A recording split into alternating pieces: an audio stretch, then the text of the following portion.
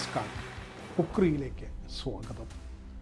പുതുതലമുറ അർജന്റീനൻ ഫുട്ബോളിലെ super striker Julian അൽവാരസിനെ കുറിച്ചാണ് ഈ വീഡിയോ. ദ സ്പൈഡർ എന്ന് ആരാധകർ സ്നേഹപൂർവ്വം വിളിക്കുന്ന ജൂലിയൻ അൽവാരസ് 4-ാമത്തെ വയസ്സ് മുതൽ ഫുട്ബോളിനോടായിരുന്നു അൽവാരസിന് കമ്പം. അന്നു മുതൽ സാക്ഷാൽ ലിയണൽ മെസ്സിക്കൊപ്പം ലോകകപ്പിൽ കളിക്കുക എന്നതായിരുന്നു അവൻ്റെ സ്വപ്നം.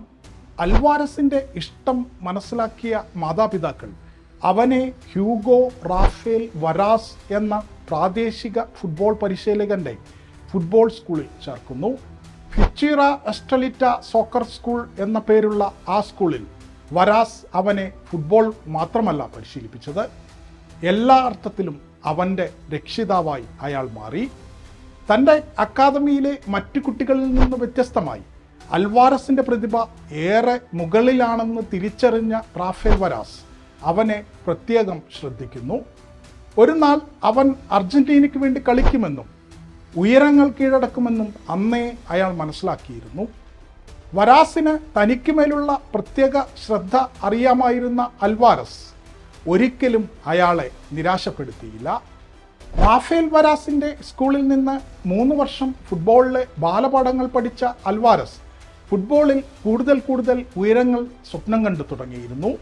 അൽവാരസിൻ്റെ നാടായ കാൾച്ചിനിലെ വലിയ ഫുട്ബോൾ അക്കാദമിയായിരുന്നു ക്ലബ് അത്ലറ്റിക്കോ കാൾച്ചിൻ. റാഫേൽ വരാസിൻ്റെ ഫുട്ബോൾ സ്കൂളിന് ക്ലബ് അത്ലറ്റിക്കോ കാൾച്ചിനുമായി അടുത്ത ബന്ധമുണ്ടായിരുന്നു. ജൂലിയൻ അൽവാരസിൻ്റെ കളി കണ്ട അത്ലറ്റിക്കോ കാൾച്ചിനിലെ ഫുട്ബോൾ പരിശീലകർ അവൻ്റെ പ്രതിഭ തിരിച്ചറിയുകയും വരാസിനോട് അവനെ തങ്ങളുടെ അക്കാദമിയിലേക്ക് വിടാൻ ആവശ്യപ്പെടുകയും ചെയ്തു. അപ്പോൾ അൽവാരസിന് 7.5 വയസ്സായിരുന്നു പ്രായം. റാഫേൽ വരാസ് ഉടൻ തന്നെ അൽവാരസിൻ്റെ മാതാപിതാക്കളുമായി സംസാരിക്കുകയും അവരുടെ മകൻ തൻ്റെ സ്കൂൾ വിടേണ്ട സമയമായെന്നും അവന് ഇനി കൂടുതൽ മികച്ച പരിശീലനമാണ് വേണ്ടതെന്ന് അവരെ ബോധ്യപ്പെടുത്തുകയും ചെയ്തു. തുടർന്ന് അൽവാരസ് അത്ലറ്റിക്കോ കാൾച്ചിൻ എന്ന പ്രദേശത്തെ മികച്ച അക്കാദമിയിലേക്ക് മാറുന്നു. ക്ലബ് അത്ലറ്റിക്കോ കാൾച്ചിനിൽ ചേർന്ന് ആഴ്ചകൾക്കകം തന്നെ അൽവാരസ് അവിടെ തൻ്റെ പ്രായത്തിലുള്ള മറ്റു കുട്ടികളെയെല്ലാം കവച്ചു വെക്കുന്ന പ്രകടനം പുറത്തെടുത്തു.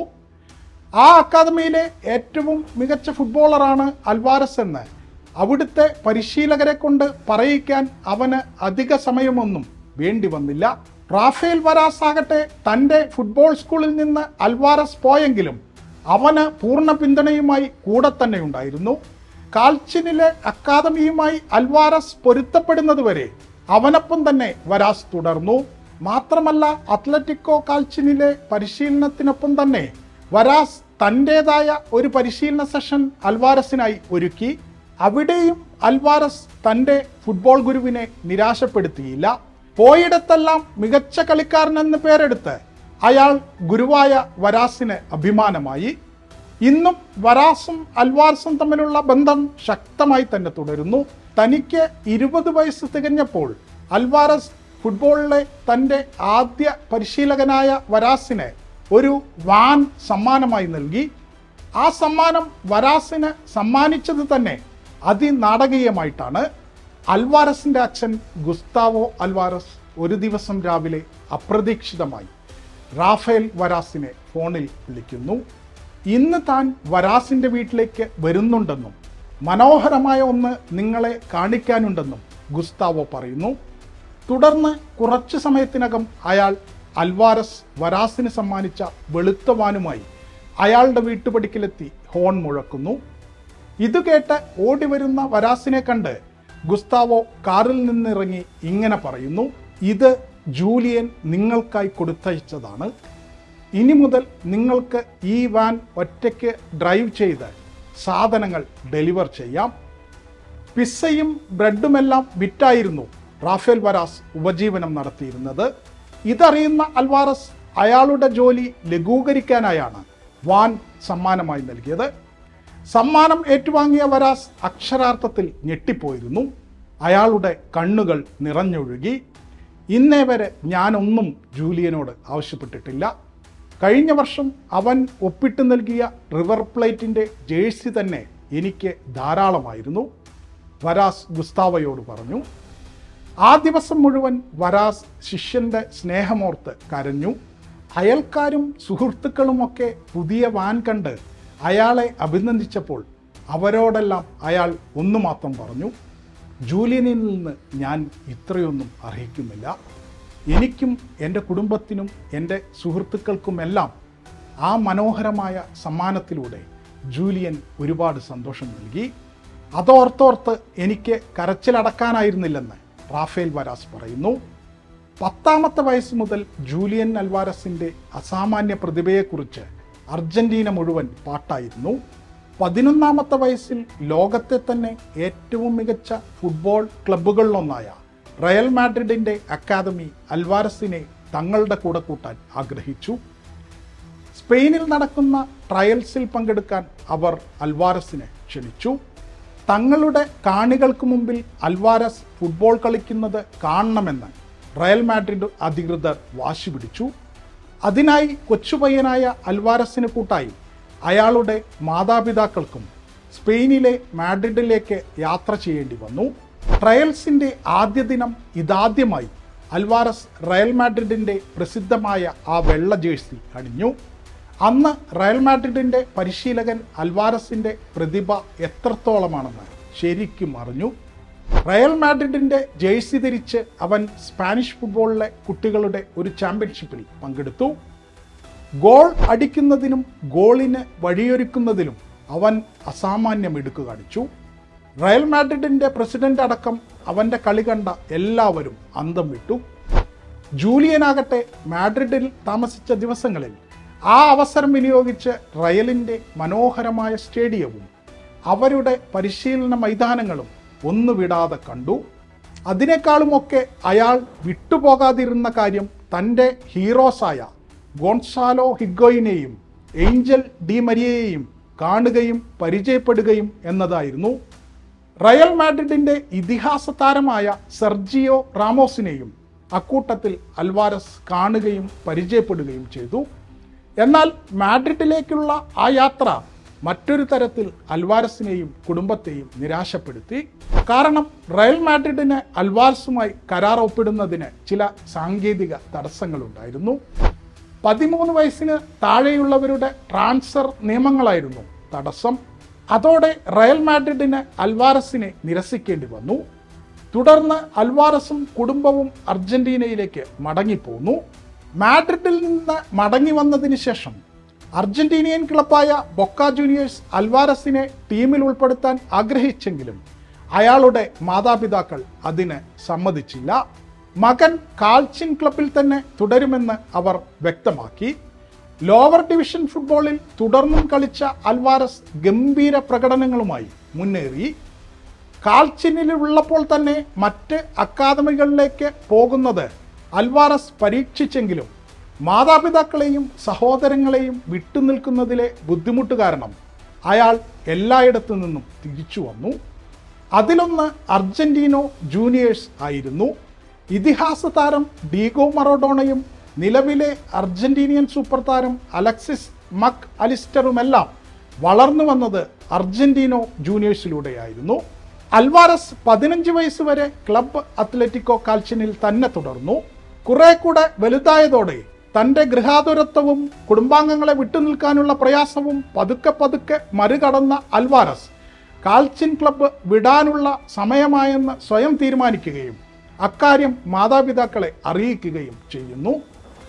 അർജന്റീനയിലെ ഏറ്റവും മികച്ച ക്ലബ്ബുകളിലൊന്നായ റിവർ പ്ലേറ്റിൻ്റെ അക്കാദമിയിലേക്ക് മാറാനാണ് അൽവാരസ് തീരുമാനിക്കുന്നത്. അതിന് കാരണമായി 2 കാര്യങ്ങളാണ് അവൻ പറഞ്ഞത്. ഒന്ന്, അവനൊരു റിവർ പ്ലേറ്റ് ആരാധകനാണ്. 2, റിവർ പ്ലേറ്റിൻ്റെ ജേഴ്സിയുടെ നിറവും കാൽച്ചിൻ ക്ലബിൻ്റെ നിറവും ഒന്നാണ്. റിവർ പ്ലേറ്റിൻ്റെ അക്കാദമിയിലെത്തിയ അൽവാരസിൻ്റെ ഏറ്റവും വലിയ ദൗർബല്യം അയാളുടെ ഗൃഹാതുരത്വമാണെന്ന് ക്ലബ്ബ് മാനേജ്മെൻറ്റ് തിരിച്ചറിയുന്നു. അതിന് അവർ പരിഹാരം കണ്ടെത്തിയതോടെ പ്രൊഫഷണൽ ഫുട്ബോളർ എന്ന സ്വപ്നത്തിലേക്ക് അൽവാരസ് അതിവേഗം കുതിച്ചു. റിവർ പ്ലേറ്റിലും തൻ്റെ കുതിപ്പ് തുടർന്ന അയാൾക്ക് 2018 ലോകകപ്പിന് മുമ്പ് അർജന്റീനിയൻ ദേശീയ ടീമിനൊപ്പം പരിശീലിക്കാൻ അവസരം നൽകുന്നു. സൂപ്പർ താരം മാർക്കസ് റോഹോ അടക്കമുള്ളവർക്കൊപ്പം പരിശീലിക്കാനാണ് അൽവാരസിന് അവസരം ലഭിച്ചത്. അൽവാരസ് റിവർ പ്ലേറ്റിന് super Copa Argentina, Copa Libertadores, Copa Argentina, premier division തുടങ്ങി എണ്ണമറ്റ കിരീടങ്ങൾ നേടിക്കൊടുത്തു. ഇതോടെ യൂറോപ്യൻ ക്ലബ്ബുകൾ ജൂലിയൻ അൽവാരസിന് ചുറ്റും വട്ടമിട്ടു പറന്നു. ഒടുവിൽ മാഞ്ചസ്റ്റർ സിറ്റി അൽവാരസിനെ ടീമിലെത്തിക്കുന്നതിൽ വിജയിച്ചു. 2022 ഇത്. തുടർന്ന് 2 ഇംഗ്ലീഷ് പ്രീമിയർ ലീഗുകളിൽ അൽവാരസ് മാഞ്ചസ്റ്റർ സിറ്റിക്കൊപ്പം കിരീടം നേടി. ഇതിനിടയിൽ 2018 മുതൽ 20 വരെ ജൂലിയൻ അൽവാരസ് അർജന്റീനയുടെ അണ്ടർ 20 ടീമിൽ ഉൾപ്പെട്ടു. ഈ കാലയളവിൽ അയാൾ ഫിഫ അണ്ടർ 20 ലോകകപ്പിലും ഒളിമ്പിക്സ് യോഗ്യതാ ടൂർണമെന്റിലും കളിച്ചു. 2021 South American player of the ഇയറായി തിരഞ്ഞെടുക്കപ്പെട്ടത് അൽവാരസ് ആയിരുന്നു. 2021 ജൂൺ 3 ചിലിക്കെതിരായ ലോകകപ്പ് യോഗ്യതാ മത്സരത്തിലാണ് അൽവാരസ് ആദ്യമായി അർജന്റീനയുടെ സീനിയർ ടീമിന് വേണ്ടി കളിക്കുന്നത്. 62-ാം മിനിറ്റിൽ ഏഞ്ചൽ ഡി മരിയയ്ക്ക് പകരക്കാരനായാണ് അൽവാരസ് കളിച്ചത്.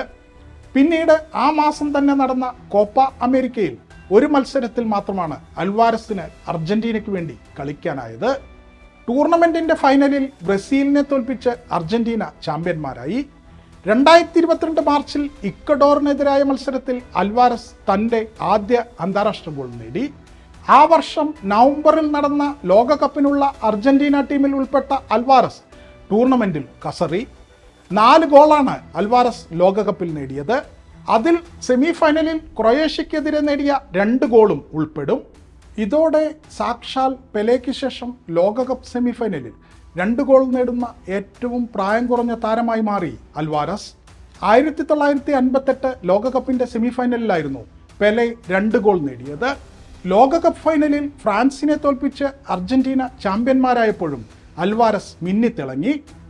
തുടർന്ന് 2024 കോപ്പ അമേരിക്കയിൽ ചാമ്പ്യന്മാരായ അർജന്റീന ടീമിലെ നിർണായക സാന്നിധ്യമായിരുന്നു അൽവാരസ്.